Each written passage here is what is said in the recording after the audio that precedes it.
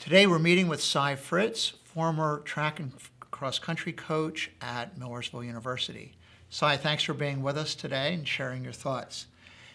Can you tell us what brought you to Millersville?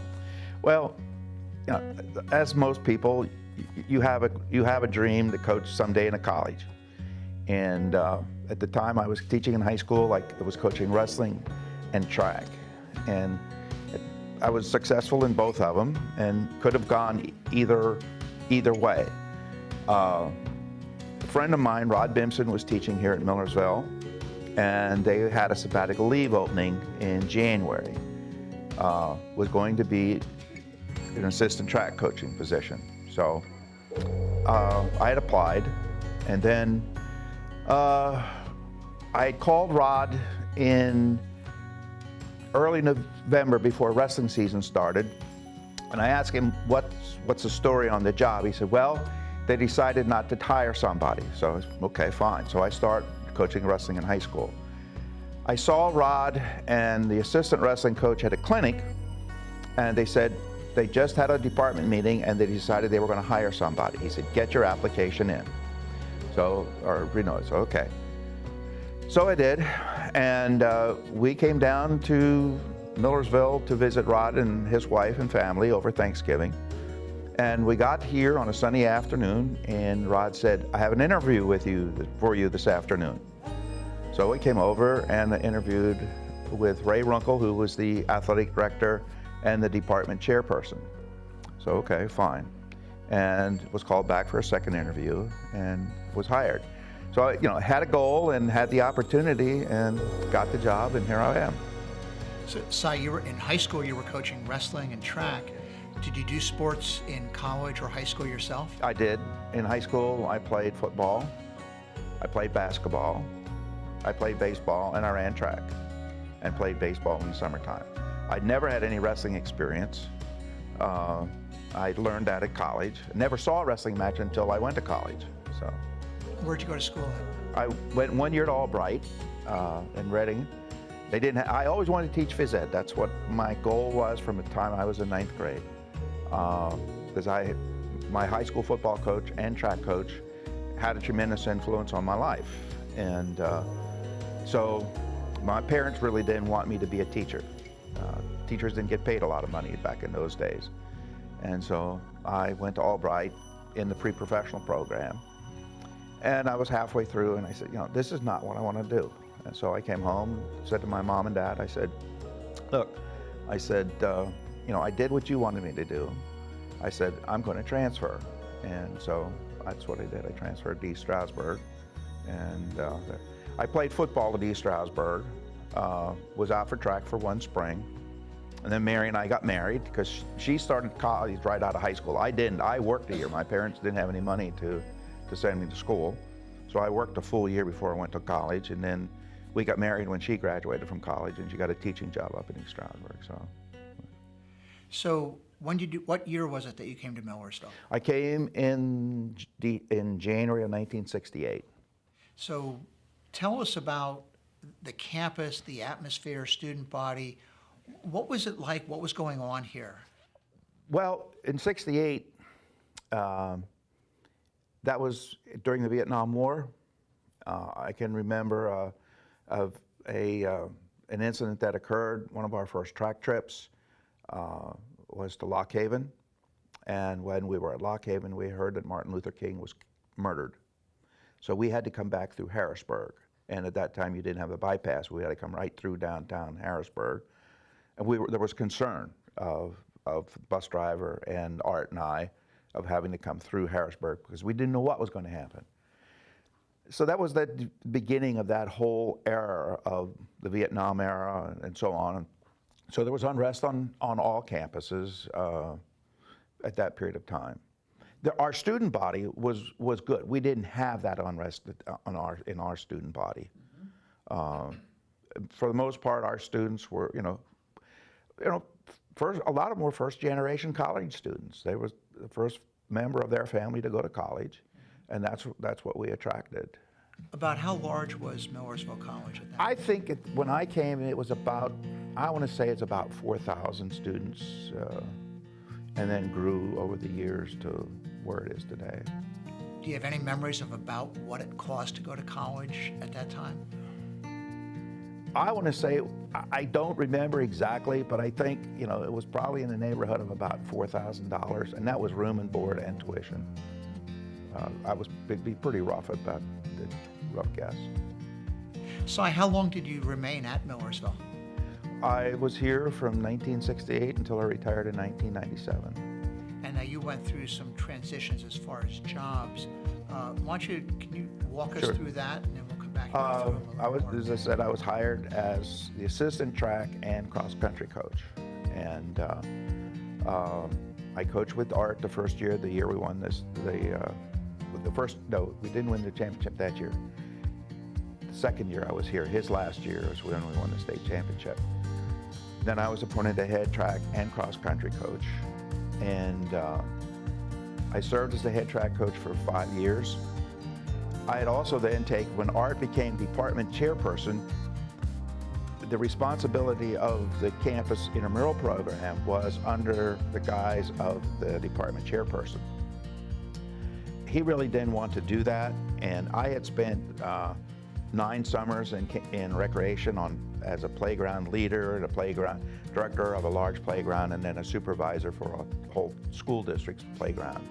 And I liked recreational work, so I just commented to him that I would be interested, and Art said to me, well, he said, if you take over if you do both the men's and the women's program, he said, I will reduce your teaching schedule. Now, that predated the union, and the department chairperson had the flexibility to assign classes. And so that's what he did. And so I really became the first person in the state system to run both the men's and the women's program. All other programs had a separate men's director and a separate women's director. Si, if I can interrupt a second, just so for our viewers, very different profile than what we see today. You were directing a full intramural program, coaching track, Correct. coaching cross-country, And teaching. Yes. Okay. Yeah. All right. Yes. And in your spare time. All right. Si, when you were here, what national affiliations were there? Were you with Okay. NC2A? What division? We were NAIA. I believe we were also part of the NC2A, but at that time we really didn't participate in the NC2A very much. Dick DeHart, who was the basketball coach, he liked the NAIA, so we were very strong NAIA. In the early years of cross country, we ran NAIA. When I guess I'm trying to think now. My first year as the coach, we went to the NC2A. And then Jeff Bradley, the next year when Jeff was recruited, we went again to the NC2A. And the following year, I took Jeff to both the NAIA and the team to the NCAA. And so we held dual affiliation for a couple of years. And then we dropped the NAIA, and the conference went then totally NC2A. And then, if I remember correctly, in the mid-'70s, Division III was started. We went Division III for a bit, and then back to Division II. Yes. When I first started, it was 2 divisions in the college. It was the college division and a university division. And the college division had a track meet and had a cross-country championship, along with other sports. And then, and I'm not sure of the year when they split and broke into 3 divisions. The very first year they did split, it was done late in the year, and so they didn't have facilities or places to host the meet. So the very first year we ran, the very first year it was 3 divisions. The Division II and the Division III meet was at Wheaton College. Wheaton had hosted the NC2A championship in cross country. The track championship when it was together was in Eastern Illinois. And they held the 2 track meets, and they also then started taking in women. So it was really the men's and women meet for Division II, men's and women's meet for Division III. And then the next year they broke it off, and they were looking for a place, and we went to Wheaton College for the track. No, it wasn't Wheaton College. I think it was the University of Chicago. We ran at the University of Chicago. They didn't have an 8-lane track, but they were so desperate to get a track that they went to a 6-lane track. And that's the year the hurdler, Moses, was Olympic champion in the intermediate hurdles. Edward Moses, yes. We had seen him at the Penn Relays. It was kind of his breakout meet, and he came back and ran at the Division III meet. Division III? The Division III meet, yeah, because there's the school he went to was a Division III school. And Edwin Moses ran Division III? Yes, he did. He was Division III. And he did not make the finals of the high hurdles because he hit a hurdle and didn't qualify for the finals. So what they did is they turned around and they ran an exhibition race with him because he was a world-class hurdler, but he couldn't make the finals of the Division III meet. And so they ran an exhibition race, and he ran faster in the exhibition race than the guy who won the Division III championship. But he did win the intermediates. So, Cy, in the evolution of the sport, you touched on something. We'll talk a little bit more about it later. But toward the end of the time as a coach, we're also seeing the greater involvement in women in track and field and cross country. Yes. So that's also part of your experience Yes. as well. Yes.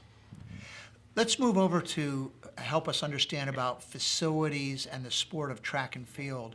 Tell us about the track facilities here at Millersville when you got here and how that evolved. Okay. Yeah. I think this is going to be a very interesting part. When I came, it was a cinder track, as Art had indicated. And the home side of the football stadium was on the bank, not where the bleachers are now. But the straightaway of the track was where it is today. And so, and it was only 4 lanes on the back stretch. The front stretch had 6 lanes, and the back stretch, going into curve 1, it transitioned down to 4 lanes. And then when it came off the 4th turn, it transitioned back into the 6 lanes. So when we held the state meet here in 1969, we only had 4 lanes on the backstretch. So like the finals of the 400 relay, or 400 hurdles, 400 race, the finals were made up of 4 people. They had to run another heat with the other people in that heat to get to places. When I became the coach then, And I'm sorry, Cy, was the 200 on the curve or on a straightaway? I think it was on a straightaway, because that time most 200 meters were on straightaways. They had long straightaway. And that extended down into where the parking garage is today. Yes, down in that area. But the thing was that the track on the backstretch was 48-inch. There were 48-inch lanes all the way along. And so I went to Ray Runkle, who was the, it was Ray Runkle. Ray Runkle was the athletic director. I went to him and I said, I think there's a way that we could transition this track into 6 lanes with the amount of space we have. If we take and go from 48-inch lanes on the straightaway to 36-inch lanes out of the curve, out into the first curve and out of the curve. So they hired an engineering firm, and an engineering firm came out and did all the transitioning work and drove pegs in and gave us measurements. So that time, cinder track, you had to line the track every time before you had a home meet. And so they would drive the pin was somewhere near the goal line, and it would, they would create the arc to transition it. Then on the backstretch, it was easy because then you just put the line, straight line, and limed it that way, and so on. So for years, that's what we had. We had 6 lanes, but the back stretch was 36 inches versus 48 on the front. So was the purpose of having 6 lanes on the front straightaway for sprints, but it was Yes. actually a 4-lane track just for distance? Yes. Yeah. Okay. Yeah. And then during that time, at some point, the layout of the stadium changed as far as homestands. After that very first year, the last year, Art's last year, then they built the stadium, the seats on the other side, and put the home side on where it is today. So that would have been 69, 70? Yes, yeah. Gene Carpenter's first year was the first year that the bleachers were there. But the stadium wasn't finished underneath. There were no locker rooms underneath because they had a choice of either putting in locker rooms or bleachers. And they chose bleachers rather than locker rooms. And I've always said that was a mistake. If they'd have put the locker rooms in, the state sure as heck would have not permitted the stadium to be there without seats. And so they'd have got the seats anyway, but they didn't do that. What necessitated the stadium? Why did they build it? I don't know. That was already planned by the time I got here. I mean, the plans for that were developed. Remember, things didn't travel fast at those days because we were under a completely different type of administration in terms of being controlled by the state. Up until we became a university, we were under the same Department of Education that the public schools were under. The person who's in charge of the Department of Education was also in charge of the state colleges. And it wasn't until we became universities that we then got a chancellor and we became independent. Up until that point in time, that's why there was really not very much fundraising going on, because there was no vehicle to do it. Because the universities at the end of the year, if they didn't spend their money, it was returned to the state.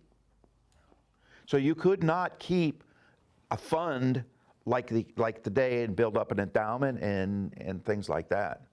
And that was one of the transitions that took place when we became universities. Now, Cy, the time period we're talking about for track is early 70s.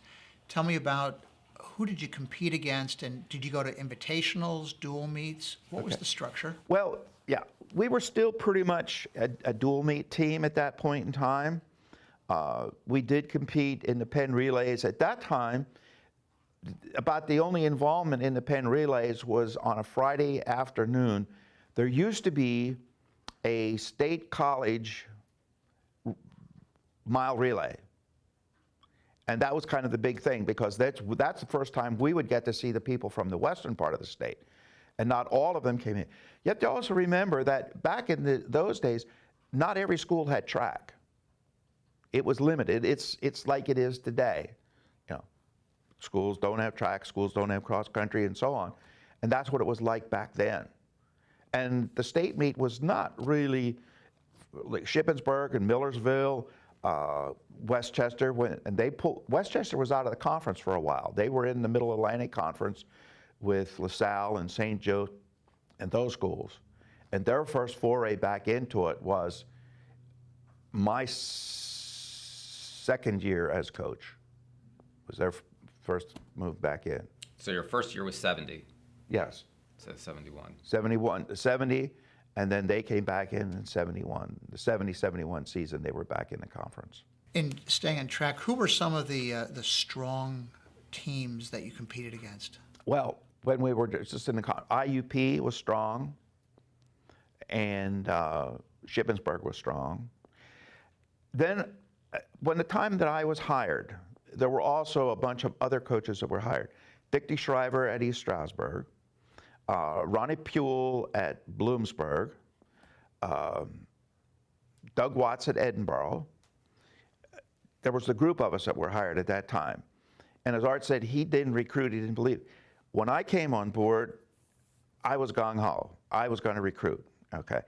but so did all the other schools. And when you had Dick DeShriver, myself, Ronnie Puel, Doug Watts recruiting, it kind of changed the conference. The conference became very strong. And through the 70s, it was one of the best all-around track conferences in the country. I mean, being a total track team. There were places that came in that had loaded with sprinters, but they had no distance runners. Tom, you remember that on our trip to South Carolina, when we went down there and competed against South Carolina State. They whooped us in the sprints, but when it came to the rest of the events, we could whoop them. We could beat them. We were, because we were, I mean, my belief was track is a team sport. And, my squads had, 20, 25 in cross country.